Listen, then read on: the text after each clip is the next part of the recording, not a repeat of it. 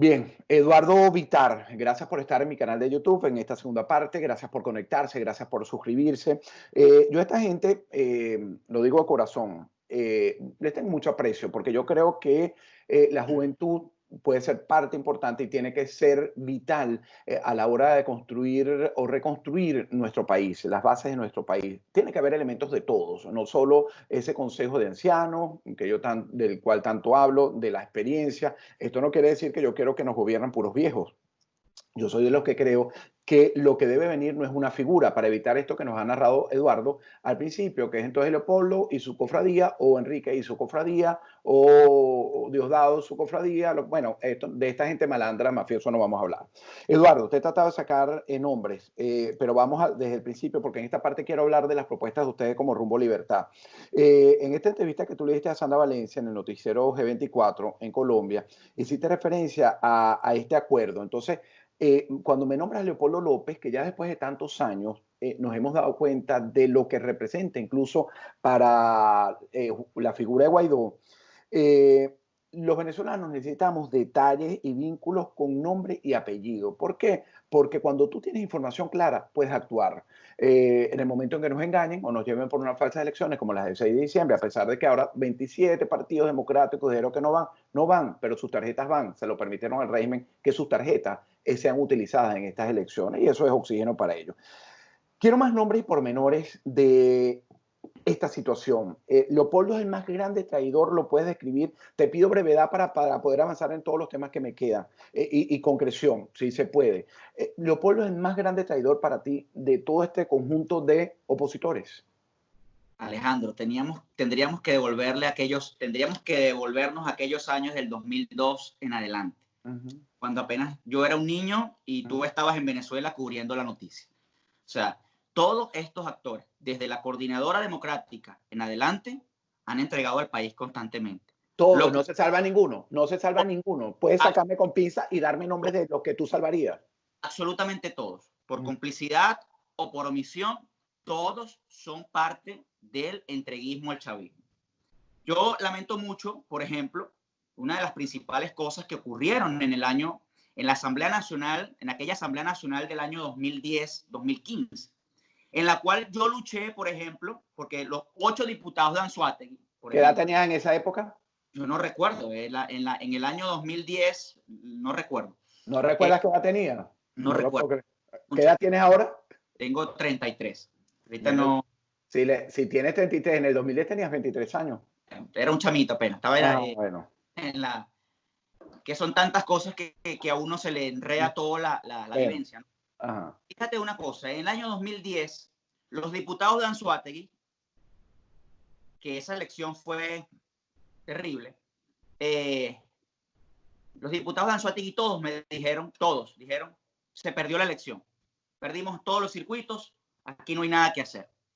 Alejandro, yo me fui al Consejo Nacional Electoral. Aproximadamente éramos unos 15 jóvenes. Ahí estaba solamente la Guardia Nacional.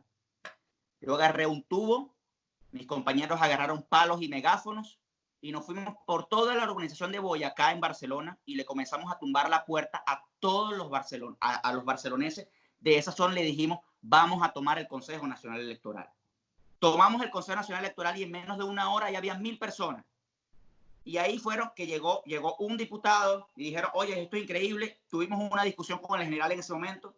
Y eso fue tan increíble porque al final era tanta la gente que había ahí, inclusive había gente armada, que el general que estaba a cargo dijo, Eduardo, por favor, controla la situación porque no queremos que aquí haya heridos, no queremos que aquí haya una confrontación. Y ese general fue quien llamó a Caracas, y a eso de la madrugada, 12 de la noche, 11 de la noche, y dijo, por favor, lancen el primer boletín de Anzoátegui porque aquí la gente está tomando el Consejo Nacional Electoral. Y dan el primer boletín donde anuncian los primeros 5 diputados de Anzoátegui. Al final fueron 7. En la madrugada dieron otros, ¿no? Los otros 2. De 8 diputados, 7 diputados sacan Anzoátegui en esa oportunidad. Todos ellos se dan por perdidos. Entonces, nuestra lucha ha sido siempre, fue en el pasado también por defenderlos a ellos, creyendo que ellos nos defendían a nosotros, sobre todo. ¿Ok? Claro. Llega un punto donde uno quiebra. Entonces tienes actores, por ejemplo, como Julio Borges. Tienes actores como Henry Ramos Ayud. Pero también tienes a una generación, Alejandro, tienes a una generación que es de la misma generación mía, que también se comporta igual. Tienes el caso, por ejemplo, de John Goycochea, que es un joven nefasto para la nueva dirigencia política. Tienes a Freddy Guevara, por ejemplo, que es un joven nefasto para la nueva dirigencia política. Tienes, por ejemplo, a Juan Guaidó, que pertenece a esa generación del 2007, que es más nefasto todavía. Bueno, no los ha comprobado, a pesar de que la gente se ponga brava que nos está viendo, no los ha comprobado porque no ha salido. Fíjate, quiero detenerme en esto. ¿Qué acciones en específico de estas personas que me han nombrado, tanto de la oposición, bueno, básicamente la oposición, de estos actores políticos del 2014, decidieron atomizar las acciones y por ende este objetivo planteado para la salida del régimen? Es decir, ¿cuáles fueron esas acciones que tomaron que tú todavía tienes ese sinsabor? Wow, si no la hubieran hecho, otra historia hubiera cantado o se hubiera contado. Todas las electorales, Alejandro, todas. Inclusive de las que llegué a participar en 2012-2013 en el tema electoral, por lo que ya anteriormente te comenté, ¿ok? Pero desde el 2007, nosotros hicimos desde el 2007 el primer movimiento de resistencia venezolano, copiando las ideas de Oxford. Nosotros mandamos gente a Oxford a estudiar la resistencia de Serbia y luego hicimos llevar esas ideas a Venezuela para crear la resistencia, lo que aquello fue prácticamente el primer movimiento que fue del puño en Venezuela, no de la manito blanca, no el movimiento de la manito blanca que después transformamos. El primer movimiento de resistencia venezolano después de la manito fue JAVU, fue Juventud Activa Venezuela Unida, del cual yo participé de ese movimiento. Fue el movimiento que fue creado por Julio Rivas, que de Carabobo, y lo creamos nosotros dos juntos después que nos unificamos, Valencia, o sea, Carabobo y Anzoátegui. Mira, María Corina, no te me desvíes, te estoy dando nombres. ¿Qué acciones, además todas las electorales, qué otras acciones tomaron en esas reuniones en casa Leopoldo López? Oye, perdona que te ofenda diciéndote María Corina, porque pero ya veo que no están, la tienes ahí como un lugar especial para una posible unidad, ¿no? ¿Qué otras acciones tomaron, Eduardo? Es que no quiero perder el tiempo, sino avanzar un poquito más en todas las cuestiones que quiero claridad como venezolano, como ciudadano. Son demasiadas acciones, Alejandro. Por ejemplo, tienes el hecho del 2014, que en plena mortandad de jóvenes en la calle tienes el tema del diálogo. O sea, sí, tienes la prisión, por ejemplo, del general Vivas, por ejemplo, que es un hombre digno que en su liberación prácticamente le da un zarpazo a la idea de negociación del tema de libertades, ¿no? Claro. Eduardo, ¿y tú crees que ese diálogo, sentarse en la mesa, eso buscar actores internacionales, que bueno, siempre salió el Samuro, este español cuyo nombre me da hasta repulsión nombrar, Zapatero, pero cuando tú hablas de este tipo, ¿cómo se producen esas negociaciones según tu criterio que tú estás metido en esta parte política? Yo no lo sé. ¿Les ofrecen dinerito? Ven para mi casa, sale con bolsitas CLAP llenas de dólares en efectivo o contratos ya firmados. ¿Qué es lo que te lleva o ha llevado a estos líderes opositores a cambiar de posición? Tienes el caso de, por ejemplo, de Lilian Tintori, que en su camioneta encontraron un poco de cajas con los precintos del Banco Central de Venezuela. Eso es lo que resulta del diálogo. Eso es lo que resulta de las elecciones. Esos acuerdos que hacen en Barbados, esos acuerdos que hacen en República Dominicana, esas cosas que hacen, por ejemplo, en Suiza, lo que hacen en diferentes países del mundo, hablando de Venezuela, de cómo rehacer la política, es sencillamente cómo hacer para engañar nuevamente a la población venezolana. Claro, y lo peor de todo eso es que ese convito es como ir a una piñata, bueno, al que es cubano o de otra nacionalidad y que no nos entiende, nosotros cuando llevamos a nuestros hijos a las piñatas, tú llevabas tu regalito, que a veces tenía menos valor del obsequio que te daban cuando salías de la fiesta. Y entonces, bueno, me deja, bueno, uno lo sospecha, pero es asqueroso pensar que tú te puedas vender por dinero. Fíjate, tú otras denuncias que has hecho, Eduardo, a esta periodista también, que fue una entrevista bastante visualizada. Yo ayer la estuve leyendo. Increíble. Sí, decías nombres, ¿no? Y hablabas, y quiero que me refresques esto, el tema de las pruebas de la entrega. ¿Qué pruebas o cuáles son las pruebas de esta entrega de fondos a Capriles y Ledesma por parte de Odebrecht? ¿Hay pruebas? ¿Las tienes? ¿Las manejas? Por ejemplo, tienes, el testimonio del presidente para Odebrecht, para Venezuela, representante de Venezuela, de Odebrecht, quien declaró en el Tribunal de Brasil que él había entregado más de 15 millones de dólares a Enrique Capriles, y también mencionó a Ledesma en estas declaraciones de haberle entregado dinero durante sus elecciones primarias y después de las elecciones. ¿Esto lo señaló? Repítemelo. Señaló a Enrique Capriles y Antonio Ledesma. ¿Quién lo señala? ¿Quién lo señala? El presidente de Odebrecht para Venezuela. Okay. Representante de Odebrecht, Venezuela, presidente de Odebrecht. Esas son las únicas pruebas que tú manejas de esta supuesta corrupción en que estarían involucrados estos dos personajes. No quisiera hablar de otras cosas que no debo hablar porque ¿Por qué? Porque son cosas que están en investigación y no quiero hablar de cosas que no se pueden hablar. Al final, Alejandro, son cosas que vamos a tener la oportunidad de poder sacarlo todo, ¿no? De poder sacarlo todo y que la gente pueda confirmar más de lo que ya ha confirmado con las acciones de por qué el régimen duró 22 años en el poder o por qué ha durado 22 años en el poder. Lo respeto y conversaremos en su oportunidad de vida cuando saques esto. Mira, ¿cómo pretender, cómo llega Rumbo Libertad?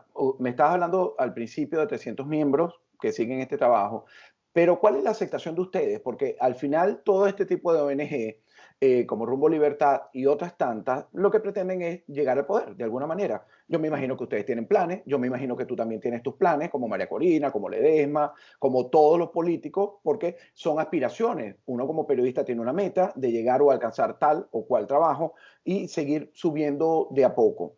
¿Cómo llegas y cuál es la aspiración real de Eduardo Bitar como coordinador de Rumbo Libertad? Mi primera aspiración, Alejandro, es que Rumbo Libertad se convierta en esa guía para la gente para poder liberar Venezuela. Porque fácil no es, ¿ok? Fácil no es. Porque tú primero necesitas legitimidad, necesitas reconocimiento, y esta legitimidad y este reconocimiento que necesita Rumbo Libertad es un reconocimiento y una legitimidad prácticamente no convencional. Es decir, no es una legitimidad o un reconocimiento que pasa por una aceptación a través del voto. ¿Okay? Tiene que pasar a través de unas acciones o de una acción en específica. ¿Okay? Que la de ustedes sería militar, por lo menos para salir de la usurpación. Una acción de fuerza que permita que dé, porque una cosa es, hay una gran diferencia entre intentarlo y lograrlo. Porque si lo intentas y fracasas, bueno, te va a caer encima a Raquel y todo aquel, ¿no?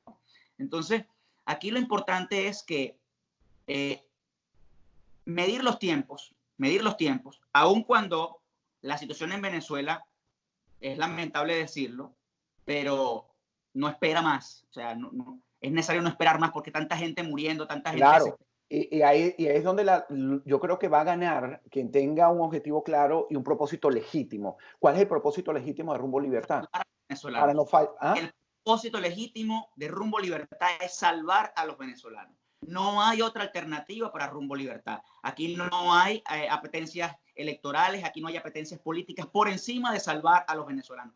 Para nosotros no va a haber, vamos a decirlo así, para nosotros no va a haber gloria, para nosotros no va a haber ese honor, ese sentimiento de sentirse bien después de haber salvado a nuestra familia. Claro, pero no me subestimes pensando que ustedes hasta ese momento llegan. Ustedes deben tener una estructura y además, en esa estructura a posteriori, ¿con quién te rodearía? ¿A quién seleccionarías? Principales errores, y yo lo he comentado en muchas reuniones y creo que en varias entrevistas, uno de los principales errores de los Estados Unidos no en materia militar, ¿okay? Sino en materia política, es que después de hacer una acción militar exitosa como la de Afganistán o la de Irak, se le entrega el poder a una oposición oficial. Es decir, a la oposición que compartió durante tanto tiempo la contra con el régimen que estaba de turno. ¿Okay? ¿Estarías tú calificado para recibir ese apoyo de Estados Unidos pasado mañana? Yo creo que en Rumbo Libertad o en las organizaciones que gravitan alrededor de Rumbo Libertad hay muchas personas calificadas para eso. ¿Okay? Pero se tiene que organizar. Sí, tú me estás diciendo que no van a tener honor ni nada. Tiene que haber una estructura. Rumbo Libertad tiene gente talentosísima. No es Eduardo Bitar solamente en Rumbo Libertad. Eduardo Bitar no decide por Rumbo Libertad. Ni Eduardo Bitar puede decidir qué va a pasar o qué va a ser la transición, porque al final eso no lo decide uno, Alejandro. Uno puede decidir el hacer, uno puede decidir hasta dónde llega en el accionar. Claro, pero en tu estructura, en Rumbo Libertad, tú tienes que tener una noción clara. Es decir, Sí, sí, ahí te hablo de la claridad, porque sí. lo que me has dicho hasta ahora no hay claridad. Es decir, veo que tienes claridad en el objetivo de sacarlo, pero después trastabilleas. Es decir, No, entonces me parece que hay algo oculto allí, porque entonces no sé a quién vas a poner para apoyarte, porque de repente me sorprende a mí si yo te apoyo como Rumbo Libertad. hay cosas que no podemos decir. Eso, Okay, eso es un punto claro, pero no me guabinee, porque entonces cuando no, me guabinea, estoy viniendo. me No, subestima y subestima no, a la gente que puede estar viendo eso y te pueda y quiera apoyarte. realmente me agrada que seas así, Mm. porque uno quisiera decir cosas que uno no puede decir, pero uno las dice de esta forma, ¿no? Uno las puede expresar de esta forma sin decir mucho. Y es que esa es la nueva política en este momento, porque realmente tenemos que cuidar lo que estamos haciendo. No, no es fácil Claro, para unos por no eso, tradicionales irrumpir en el escenario político. por eso te digo Y que hay un tema, y vuelvo a la estructura, hay un tema que la juventud a veces le falta la experiencia y más sabe el diablo por viejo que por diablo.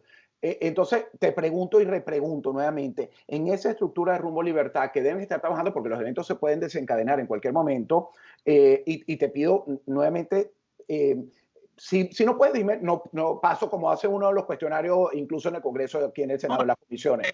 No estoy apto para acá. Ajá. entendí tu pregunta de la siguiente manera, que si yo, por ejemplo, que si yo asumiría el rol principal de esa transición, yo No, lo imaginé de esa tu pregunta. No te lo estoy preguntando. No te lo estoy preguntando porque entonces, si es así, me estás desarmando todo lo que me has venido diciendo, que somos una estructura, que no vamos a oír, etcétera, etcétera. Entonces serías un dictador disfrazado como Leopoldo Enrique, que pretende montar organizaciones políticas y al final de cuentos son ellos los que quieren brillar, son ellos los que quieren...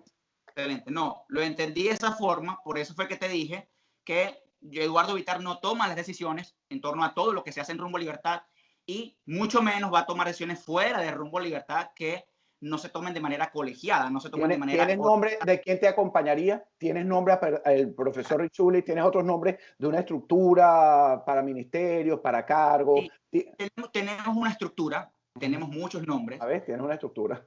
Nombres, lamentablemente muchos de esos nombres están en Venezuela. Claro. Y es delicado para nosotros poder nombrarlos, ¿ok? Hay muchos otros que están fuera de Venezuela que tampoco podemos nombrar por el simple hecho de que en esta situación, el que asome la cabeza es fusilado. Lo sabemos. El que asome la cabeza es fusilado. Entonces, nosotros preferimos llevar las cosas como la estamos llevando por un tema de prudencia, y hace poco una recomendación. Nosotros cuando comenzamos en Rumbo Libertad en 2017, todo lo decíamos. O sea, nos reuníamos en Brasil con el presidente, con el hijo del presidente, hacíamos reuniones en el Congreso, estábamos en el Congreso con los senadores, estábamos en Estados Unidos en el Congreso, íbamos para acá, todo lo estábamos diciendo. Y tenían traidores, me imagino, que dentro de la agrupación, y que todos lo revelaban y todos lo trataban de desarticular, me imagino, ¿no? Diciendo públicamente, Alejandro. Y es una de las cosas que yo lo dije en Sandra Valencia y lo he dicho en otras entrevistas. La estrategia de una transición con pelos y señales, Alejandro, fue un diseño de Rumbo Libertad. Para la MUD no estaba planteado una transición. No estaba. ¿A ellos te refieres cuando hablas de que se copiaron las bases y los lineamientos de Rumbo Libertad a la Mesa de Unidad Democrática? Yo voy a decirte una cosa que yo no le he dicho en ninguna entrevista, por ejemplo. Yo no lo he dicho en ninguna entrevista y realmente si cae mal, cae mal. Si lamentablemente ofendo con esto, a mí realmente lo que me importa es mi país. ¿Okay? Dale lo que me va a decir. No lo piense mucho. Suéltalo el corazón, dilo. Internacional, y espera un momento, la comunidad internacional tiene que dejar de enlodar nuestra política interna. Porque nuestra política interna queremos desarrollarla nosotros mismos para conseguir una solución. Pero siempre el tema de la comunidad internacional, bueno, no es Guaidó, vamos a apoyar a fulano de tal. No es fulano de tal, se quemó ese, vamos a apoyar a fulano de tal. Señores, ¿y cuándo van a identificar a los verdaderos actores que tienen años diciéndole lo que hay que hacer? Ahora bien, en mi última estadía en Colombia, por ejemplo. Te me fuiste y no me dijiste lo que querías decir. Es decir, lo razonaste y no te quisiste meter en problemas, Eduardo. Dime lo que me ibas a decir originalmente. Sí, mi última estadía en ¿Y vas a Colombia, seguir a Estados Unidos o a Duque? no, yo sigo, yo tengo que salir ahora a Estados Unidos, tengo que buscar la manera de salir de acá porque ya cumplo casi los 6 meses aquí en Estados Unidos. Entonces, fíjate una cosa, yo en mi última estadía en Colombia, yo me hacía preguntas de qué hizo Juan Guaidó juramentarse. No, Porque, ya va, Eduardo. no, Esas son las dos últimas preguntas que tengo. Ajá. dame un segundo. Ok. Yo me hacía la pregunta, ¿qué hizo Juan Guaidó juramentarse? Porque en la reunión del 17 de enero del 2019 en Brasil, Además que además tú lo llamas a él un viejo comunista, ¿no? Me imagino que me vas a explicar eso ahora. Bueno.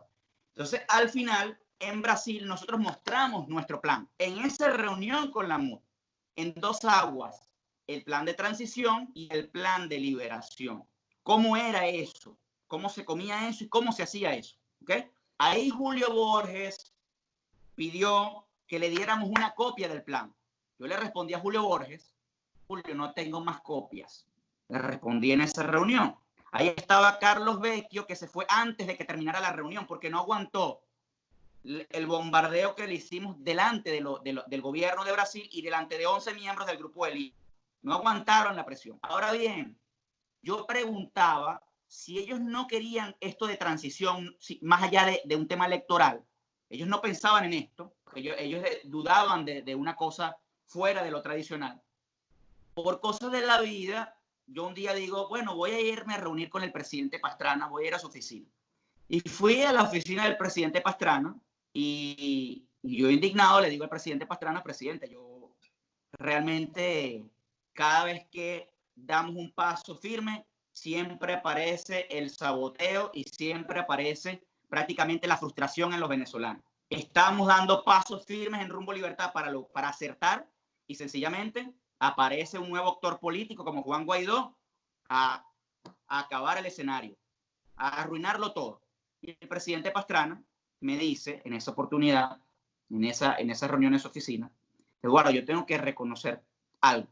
Es que en esta oficina yo hice una reunión vía Skype con María Corina, con Leopoldo López, con Juan Guaidó, con Julio Borges, y nosotros hicimos que él hiciera lo que tenía que hacer, que él se juramentara.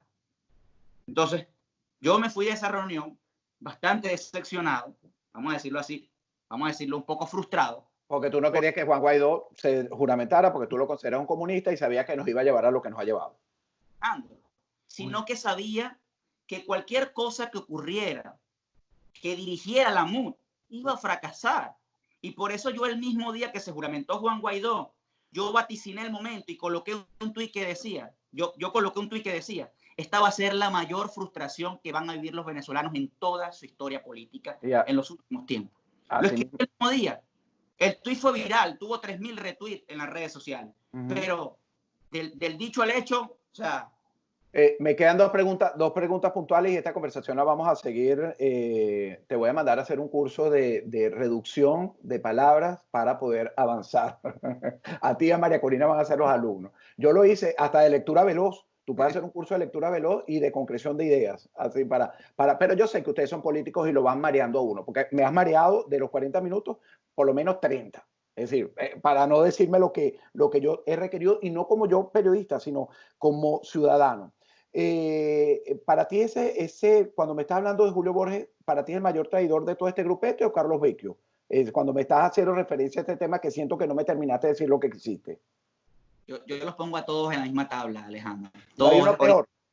No hay peor, porque siempre uno te puede sorprender más que el otro, pero eso se renueva, ¿no? Esos son ciclos.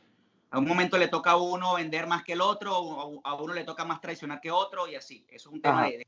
Fíjate, ¿te sientes capaz? Estas tres preguntas son rapiditas, porque además me está esperando Francesca, que se pone bravísimo cuando lo hago esperar. Ya me puso una carita con la sonrisa volteada. Juventud, te voy a dar un nombre. De los peores de la juventud te voy a dar un nombre. Dámelo. Te voy a dar un nombre. Te voy a dar dos. Te voy a dar el nombre de Miguel Pizarro. ¿Okay?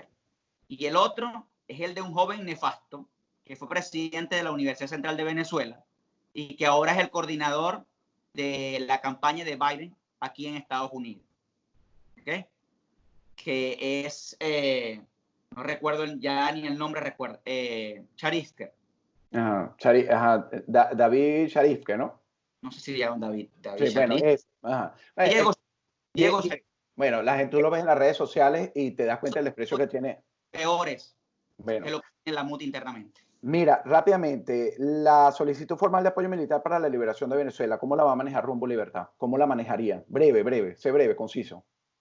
Rumbo Libertad aceptaría cualquier apoyo en esa materia, no negaría, no lo dudaría ni un momento en apoyar una situación como esta o recibir un apoyo como este. Pero fíjate que te estás contradiciendo porque hace rato me dijiste que el tema de la comunidad internacional, que es un tema interno de los venezolanos, y yo soy de los que creo que solo no podemos. Ahí hay un poco de soberbia de tu parte, ¿no? Pero en un momento sí la recibes, o tú crees realmente que ustedes solitos, esta presión con palos, piedras y las armas que tengan estas personas que lo siguen. Se entrecortó la comunicación. Repite lo que estás diciendo, por favor. Nada, que si tú piensas que solo pueden ustedes salir de este gran monstruo que es el comunismo que se ha instalado en Venezuela. No, mira, el problema de Venezuela tiene que ser conducido por venezolanos, ¿ok? Tiene que ser conducida. La acción política. Entonces, ahí no, la parte internacional, porque es que siento que te contradice, que sí aceptarías, pero solitos, ¿cómo solo van a poder? No, que solo no podemos, Alejandro. O sea, la opción militar tiene que ser una acción conjunta, tiene que ser un acuerdo mutuo, ¿no? Entre las partes, porque al final la opción no llegó a darse porque sencillamente la opción política no ligaba con la opción militar o con la opción política internacional. Es decir, la administración Trump o Trump, lo que piensa Trump, no es afín con lo que piensa Guaidó, ni ideológicamente, ni políticamente, ni militarmente. ¿Okay? No es afín. Ahora, si el presidente Trump viera más allá de eso, que en Venezuela, en el espectro político, viera ahí que existe un movimiento como Rumbo Libertad, por ejemplo, que yo estoy seguro que lo va a llegar a ver, va a poder conseguirse con una organización que va, en este plano, va a estar afín a sus ideas, tanto en el plano político, tanto en el plano militar y todo lo que tiene que ver con las ideas de defensa de la nación. Bueno, se me termina el tiempo, no me respondiste.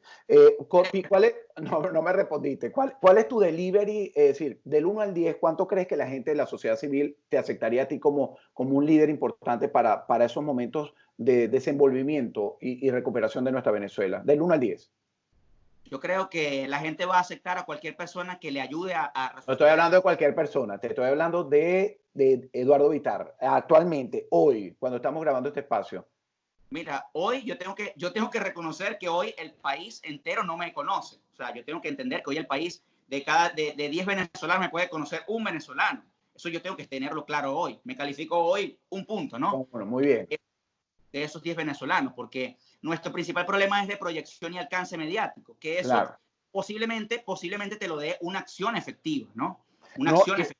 y el trabajo, para que esto concluya, y es un consejo, no sé, de una persona que te lleva unos añitos, no soy político, soy periodista, es la agrupación, agruparte con gente que realmente tenga tus propios valores, ya hemos aprendido de cantar, aprender al efecto comunicacional, fíjate que en la entrevista he tratado de llevarte, te considero un muchacho bastante inteligente, pero tienes los mismos vicios de los viejos políticos, es decir, responden, sí, ríete, totalmente. Quiero corregirlo y si me puedes ayudar, te lo agradezco. Porque... A la orden, a la orden. Pero bueno, yo creo que además tienen que tener objetivos claros, ser francos, ser sinceros y no darle miedo. Estamos en época de no miedo. A los chavistas, a los comunistas no les da miedo avanzar. Nosotros debemos, si tú tienes prueba de Ledesma, de Antonio, de ¿cómo se llama? De Leopoldo López, dalas, muéstralas, comprueba, que no sea difamación, que no sea... Nosotros los periodistas estamos para eso, para preguntar, escarbar, jorungar. Pero ustedes, si tienen pruebas, tú como liderazgo, tú estuviste en reuniones, has estado con personajes políticos, sabe. Entonces no tengan miedo de mostrarlo, porque ese miedo es lo que nos ha paralizado como sociedad y nos han metido más de 20 años de esta dictadura. Yo estoy convencido que es el momento de las pruebas, no de las pruebas que saquemos nosotros un papel y te digamos aquí, no, es que vamos a tener a la justicia norteamericana, la justicia en Brasil, la justicia en Colombia, por ejemplo. Pero ¿sabe cómo, Eduardo, se ha visualizado desde el 2014 lo que ha pasado en Venezuela con los periodistas y con los medios internacionales? Entonces, los medios han servido. Entonces, que tú la muestres, prende las banderitas rojas de la gente y dice, bueno, por aquí hay algo. Entonces, bueno, es importante. De eso lo vamos a hablar después. ¿Algo final que decir, Eduardo, de esta entrevista? No, bueno, yo felicito el comportamiento de periodistas como tú, que evidentemente están en función de conseguir la verdad, independientemente de lo difícil que sea en este momento, pero esa labor es importante para nosotros porque en Venezuela no tenemos hoy, no tenemos referentes dentro del país, a mi manera de ver, no tenemos referentes haciendo periodismo real. O Gracias. sea, Te voy a hacer todo... una pregunta como hace mi querido compañero en Mega TV, Jaime Bailey. ¿Te sentiste cómodo con esta entrevista? Sí, sí, realmente la disfruté muchísimo, realmente. Claro, Eduardo, nada, con el cariño de siempre, yo te doy palestra, yo te doy, lo único que te pido es mayor frontalidad al enfrentar los temas, pero creo que movimientos como los tuyos, mientras no se desvanezcan como Voluntad Popular y Primero Justicia, Vamos pues a procurar que así eso estamos. no, vamos a procurar que eso no ocurra. ¿Okay? Amén. Gracias, Eduardo. Nos vemos en una próxima oportunidad. Ustedes, amigos, gracias por acompañarnos. No olviden suscribirse. ¿Estás suscrito, Eduardo? Sí, sí, claro que sí. Hazme campaña para que más gente vea esto, para que se suscriban a mi canal. Un abrazo.